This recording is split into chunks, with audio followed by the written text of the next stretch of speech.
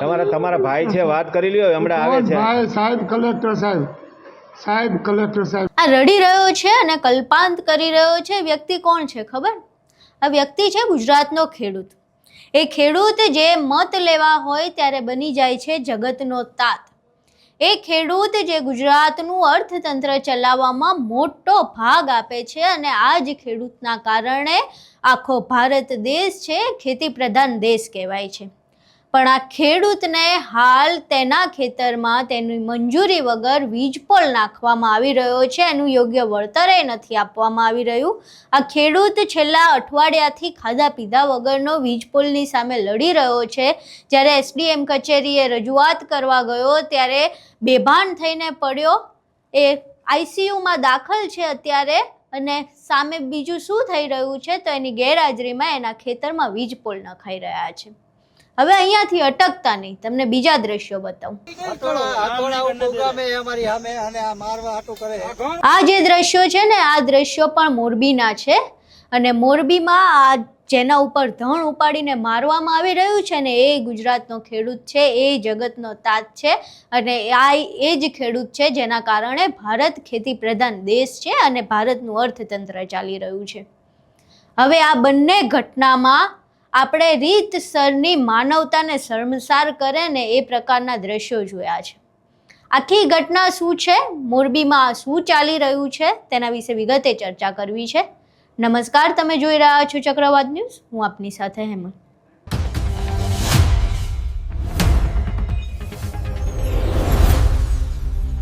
શરૂઆતમાં મેં તમને જે દ્રશ્યો બતાવ્યા એ બંને દ્રશ્યો મોરબીના હતા. પહેલા જે દ્રશ્યો છે એ છે મોરબીના. એસડીએમ કચેરી ખાતે ખેડૂત વીજપોલની વિરુદ્ધમાં ફરિયાદ કરવા ગયા હતા, આવેદનપત્ર આપવા ગયા હતા, ત્યાં પોતાની રજૂઆત કરતા હતા અને આ રજૂઆત અને ચર્ચા દરમિયાન ખેડૂત આઘાતમાં આવીને બેભાન થઈ જાય છે. એ બેભાન થઈ જાય છે એટલે એમને હોસ્પિટલમાં દાખલ કરવામાં આવે છે. હોસ્પિટલમાં દાખલ હાલ તેઓ આઈસીયુ હેઠળ છે અને ખેડૂત આઈસીયુમાં સારવાર લઈ રહ્યો છે. હજુ ખેડૂતની તબિયત સુધરી નથી, ત્યાં એના ખેતરમાં એની પીઠ પાછળ એની મંજૂરી વગર, એને યોગ્ય વળતર આપ્યા વગર તેના ખેતરમાં વીજપોલ નખાઈ રહ્યા છે. પહેલા અહીં એ દ્રશ્યો જોઈએ જેમાં ખેડૂત આઈસીયુમાં સારવાર લઈ રહ્યા છે અને આ સારવાર લેવા ગયા તેના પહેલા ખેડૂતની જે દશા હતી અને જ્યારે રડીને કલ્પાંત કરી રહ્યા હતા ને ત્યારે તેઓ શું કહી રહ્યા છે તે પણ સાંભળીએ. કલેક્ટર સાહેબ આબરો મારું તમે આબરો કઈ આપવા તૈયાર નથી સાહેબ. કલેક્ટર સાહેબ રગત મારું આબરો સાહેબ. હું થાકી ગયો, ખાવા લોટ નથી રહ્યો સાહેબ. પાણી આપો, પાણી પીવું છે, પાણી આપો જરા. કલેક્ટર સાહેબ કોઈ મારું સાંભળતું નથી. પાવર ગેટ વાળું જબરદસ્ત મારું આજે 8 મહિના થઈ ગયા. મારા છોકરા બૈરા ખાવાના લોટ નથી સાહેબ. એ સાહેબ કોઈ મારું સાંભળતું નથી. કલેક્ટર સાહેબ મોરબી આવી થાકી ગયો સાહેબ.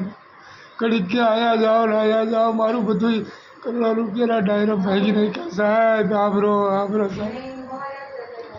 સાહેબ કોઈ સાંભળતું નથી. આ પાવર ગેટ કંપની કંઈ દેવા નથી, કંઈ દેવા નથી. જબરજસ્ત ભીખા તરસા ભીખા સાહેબ. હવે કંઈક સાંભળો, કોઈ તંત્ર સાંભળવા.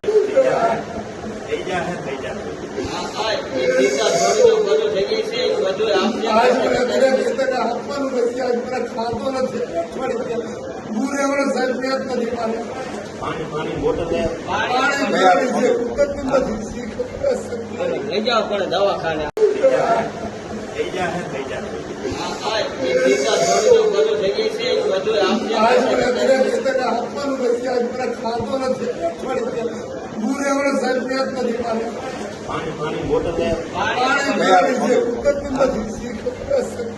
જાઓ પણ દવાખાને છે એની સારવાર ચાલુ.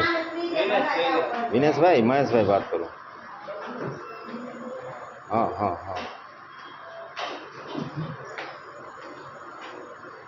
તકલીફ એટલે શું છે કે ભાઈ મગજમાં કરી ગયું છે એવું કે ભાઈ તમે અત્યારે અહીં એવું બલે છે, મતલબ એના શબ્દો એ જ નીકળે. કલેક્ટર સાહેબ હવે અમે થાકી ગયા, મારી પાસે ખાવા લોટ નથી અને કંપનીવાળા હેરાન કરે છે અને છેલ્લા કેટલા 1 મહિનાથી 6 મહિનાથી હળિયું કાઢું છું બરાબર છે, તમે પોલીસ સ્ટાફ લઈને ત્યાં આવી જાઓ છો અને પરાણે મારા ખેતરમાં આ કામ કરો છો. હવે મરવા સિવાય કાંઈ છે નહીં.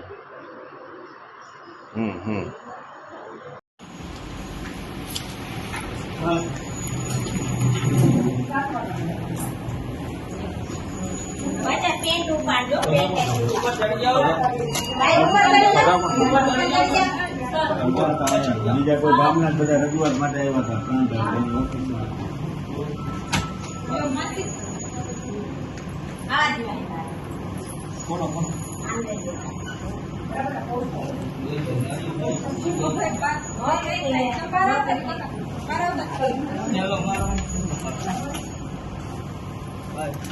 ચલો તમારો અહીંયા ચલો નીચે આવે મેકીને ઉપર આવે. આ દ્રશ્યો તમે જોયા. હવે બીજા મોરબીના દ્રશ્યો છે. મોરબીમાં ખેડૂતના ખેતરમાં વીજ પોલ નાખવા માટે ખાનગી કંપનીઓ આવી છે. ખેડૂતો પોતાના ખેતરમાં ઘૂસી ગયા છે, વીજ પોલ નાખવા નથી દેતા, અને જ્યારે નાખવા નથી દેતા અને વિરોધ કરી રહ્યા છે. વિરોધ શા માટે કરી રહ્યા છે? તો એ જમીન ખેડૂતની પોતાની છે, એની પોતાની માલિકીની છે, અને એને વીજ પોલ નાખવાની એણે મંજૂરી નથી આપી. મંજૂરી કેમ નથી આપી? તો એને યોગ્ય વળતર નથી મળી રહ્યું. જે જમીનનો ઉપયોગ કરવામાં આવી રહ્યો છે ખેડૂતનું, એ ખેડૂતની જમીનનું એને યોગ્ય વળતર નથી મળતું, અને યોગ્ય વળતર નથી મળતું એટલે ખેડૂતે વિરોધ કરી રહ્યો છે કે ભાઈ મારી જમીનમાં મારી મંજૂરી વગર હું વીજ પોલ નહીં નાખવા દઉં. અને જ્યારે વિરોધ કરે છે તો એને સામે શું મળે છે? તો ધણ ઉપાડીને મારવાની ધમકી મળે છે. આના પહેલાં આપણે દ્વારકામાં જોયું, જ્યાં પોલીસ અધિકારીએ ખેડૂતનું ગળું દબાયું ને. હવે આ વીજ કંપનીના જે લોકો છે, જે આ રીતે જબરદસ્તી ખેડૂતના ખેતરમાં વીજ પોલ નાખવા આવ્યા છે, એ શું કરે છે? તો ધણ ઉપાડીને મારવાની કોશિશ કરે છે ખેડૂતને. પહેલાં અહીંયા દ્રશ્યો જોઈએ. સાંભળો બીજું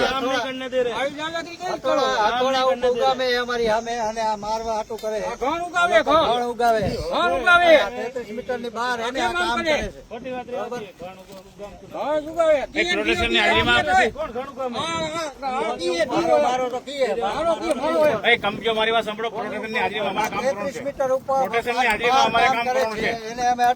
અહીં તમે બંને દ્રશ્યો જોયા. હવે મોરબીના આ દ્રશ્યો રીતસરની માનવતાને શર્મસાર કરે છે. આ વીજ કંપનીઓનામાં તો કદાચ હૃદય નથી, એ આપણે મૂકી દઈએ બાજુમાં કે નથી એમનામાં હૃદય. એમને ખાલી રૂપિયો જ દેખાય છે. ખાનગીકરણમાં આમે આવવું જોઈએ, ખાલી રૂપિયો જ દેખાય. એમને ન પડી હોય કસાયની ને આપણે માની લઈએ કે નથી પડી એમને, પણ જે પોલીસ તંત્ર છે એને કાંઈ નથી પડી. એ તો આ ખેડૂતના અને આ જે જનતા છે એના ટેક્સના પૈસાથી પોતાનો પગાર ભોગવે છે. તો એ શું કામ ખેડૂતોને આટલા હેરાન પરેશાન કરી રહ્યા છે? જ્યારે ખેડૂતો એમને રોકે તો એમના ગળા દબાવવામાં આવે, એમની અટકાયત કરવામાં આવે, એમના ખેતરમાંથી એમને ઢસડીને કાઢવામાં આવે. અને જ્યારે ખેડૂત ઉપર આવી રીતે ધણ ઉગામવામાં આવે ત્યારે પોલીસ શું કરે? ત્યારે એ તમાશો જુએ. આ આખી ઘટના સામે આવ્યા બાદ હવે રીતસરનું એવું લાગી રહ્યું છે કે માનવતા મરી પરવાડી છે.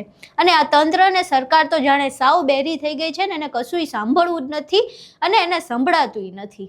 કદાચ સંભળાતું હશે તો એ સાંભળવા નથી માંગતું એવું લાગી રહ્યું છે. કારણ કે જો ગુજરાતમાં છેલ્લા 6 મહિનાથી આ વીજ પોલનો મુદ્દો ચર્ચામાં હોય તો શું કૃષિ મંત્રીને એકઈ વાર એવું ના થાય કે આપણે એ ખેડૂત પાસે જઈએ, એ ખેડૂતની માંગ શું છે એ સાંભળીએ? કમસે કમ એક વાર તો એમની માંગ સાંભળો, એ શું કહી રહ્યા છે એ સાંભળો. શા માટે એમની જમીનમાં જબરદસ્તી વીજ પોલ નાખવા છે? પેલો ખેડૂત અઠવાડિયાથી ખાધા પીધા વગરનો વીજ પોલનો વિરોધ કરે છે, SDM કચેરીએ બેભાન થઈને પડ્યો, તો તમે એમની તબિયતની ચિંતા ન કરીને એની પીઠ પાછળ વીજ પોલ નાખવાનું શરૂ કરી દીધું.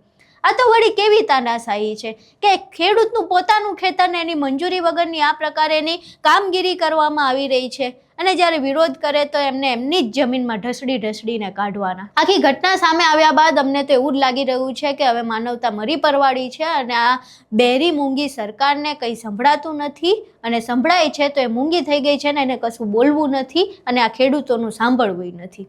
આખી ઘટના જોયા બાદ તમારું આ વિડીયોને લઈને મોરબીમાં જે માનવતા શર્મસાર કરે એવા દ્રશ્યો જોઈને શું માનવું છે? તમારા મંતવ્યો અમને કોમેન્ટ બોક્સમાં જરૂર જણાવજો.